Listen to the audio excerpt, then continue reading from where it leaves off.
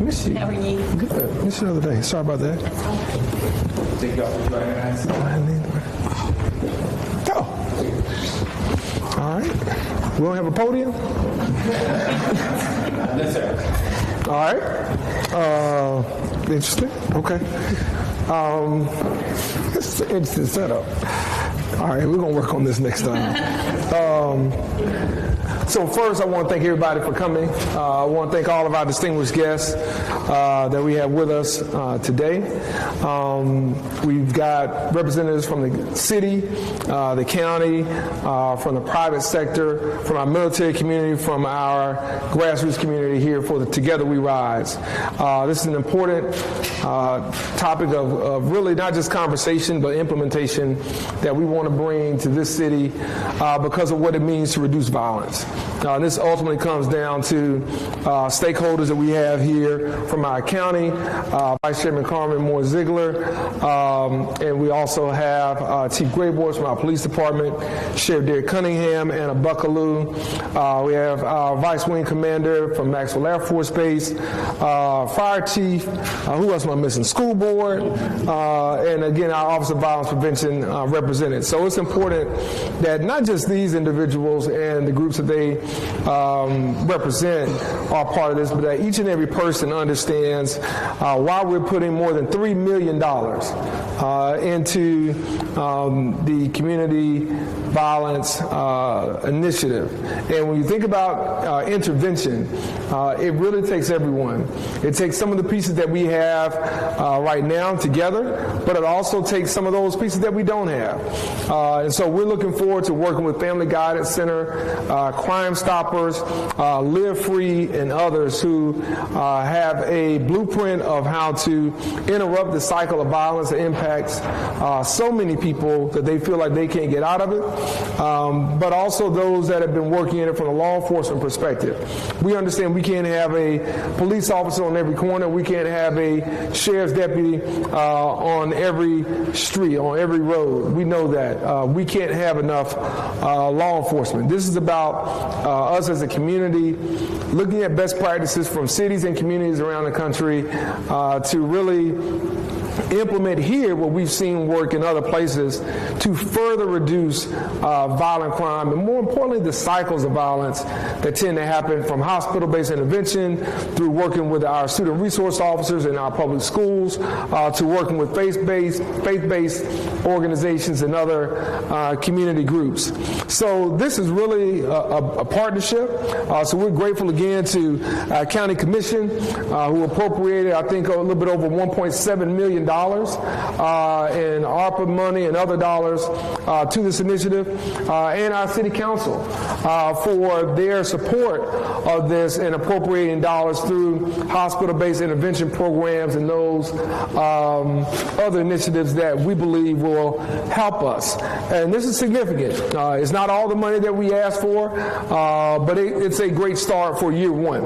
And this is will get us off the ground in a meaningful way to really bring about change throughout this community in 2025. So as we have seen some positive trends as it relates to violence prevention in the case of the city of Montgomery, positive work done by volunteers, done by community leaders, done by our Office of Violence Prevention and law enforcement. We look to bring this apparatus and these initiatives to us as well to really give us again the data, the techniques, and the things that we need to not only make a year-over-year impact, but to really make a life impact in this community. And I think that you can see from our partners that we have represented with us, as well as those that we know are working on the ground each and every day, we have those things coming into place. And so we look forward to an announcement beginning of next year to talk about more details. And before I conclude, I just want to say that we'll be having a number of public meetings around this community because, again, $3 million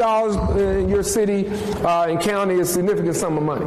So we want to make sure that those who've been involved give us their feedback, and those who want to get involved know that there's a way for them to do so. This impacts business, it impacts schools, it impacts neighborhoods, it impacts all of us regardless of what part of the city we believe in. And that's why we've been looking at this for a number of years, and ultimately this year we had the funding to get off the ground along with the partners to do just that. So I thank my staff, I thank again our friends at the County Commission and over at Montgomery County for their support, and I thank the business community and the faith-based community and the grassroots community for their support. And we look forward to taking this in to 2025 with a strong presence and with strong results. So with that, I'll turn it over to Chief Graybois for any comments that he may have. I'm sorry, Chief. After you, give me 1 second. I want to make sure I turn over to our Vice Chair from Montgomery County Commission. Sorry about that.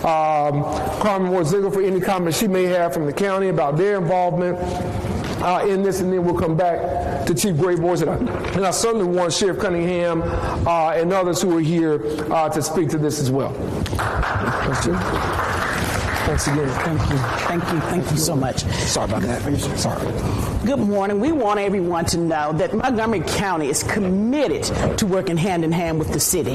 There's no problem together that we cannot solve. We plan to, this $3 million is just the start to work together, because we want all of our citizens right here in the city of Montgomery to feel safe, to feel love, and to feel everything they need to feel to grow right here in the city of Montgomery. So we are committed to working hand in hand with Mayor Reed to Chief Graybois.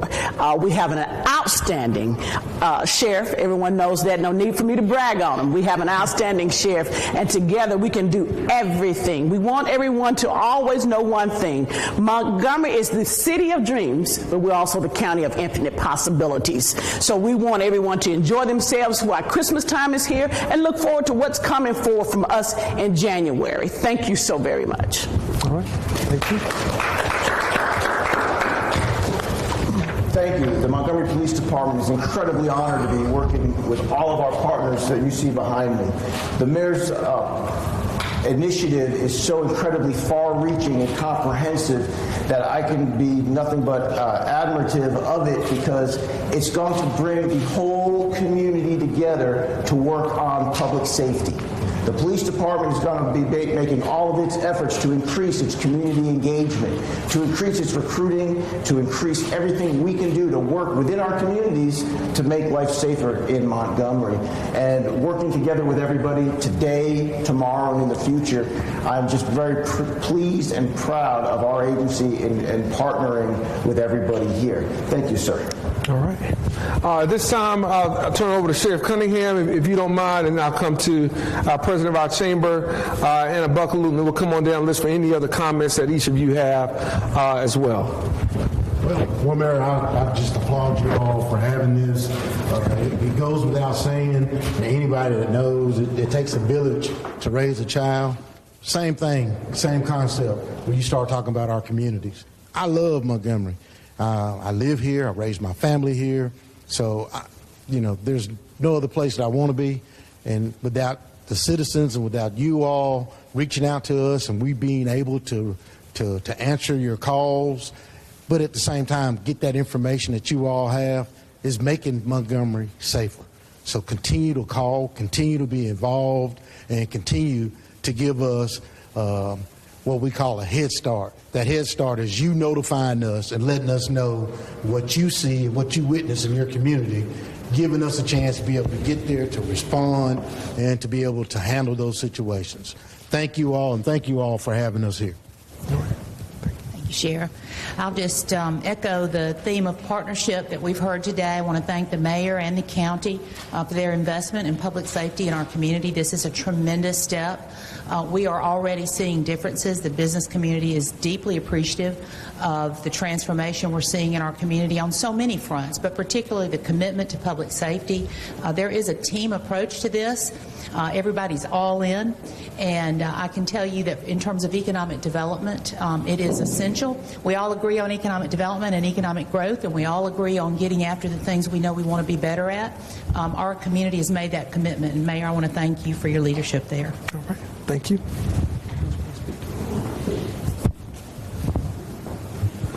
Thank you, Mayor Reed, and thank you to the county for inviting me to represent our military families and community that serves. I would just like to say that it is truly a partnership, and we appreciate being a part of the discussion as we have so many families in the local area that live here, work here, patron here, and are integral in the community here. So we are glad to be a part of all of the efforts to ensure safety and security of our family members as we continue to serve and work together as a community partner. Okay, well, listen, we want to thank all of you for coming out. I think we got all our partners. Kendall Anderson, I want to thank our county administrator as well for his work over the county. But at this time, I'll open it up for any questions that any of the members of the media may have for myself or any of our distinguished guests that are partners with us in this endeavor. All right, I'm not going to say going twice. All right. Says, how are you guys addressing the repeated issues with not with the 911 system here in Montgomery? What repeated issues? People can't get people the operator. I'm just. Sure. Well, I think, we just had a conversation about this yesterday about how do we improve efficiency, one, through manpower, but also through use of artificial intelligence. So we're looking at trying to reduce that call time, just like we look at trying to reduce our response time.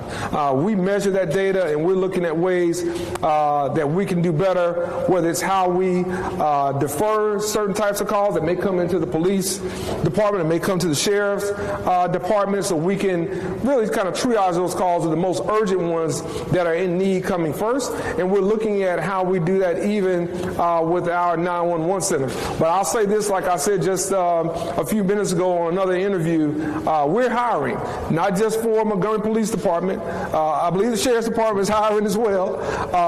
And we're hiring in 911. So we're hiring for law enforcement. And the thing here in the city and the county of Montgomery, if I can speak on behalf of our chairman, Doug Singleton, and our vice chair, and feel free to add on, is that we've invested in public safety. We're going to continue to invest in public safety, and that's not at the expense of other things in the community. I really think that we're a model community for how you invest in public safety, parks and recreation, wraparound services, and other initiatives. So we don't have to choose the or. We choose the and.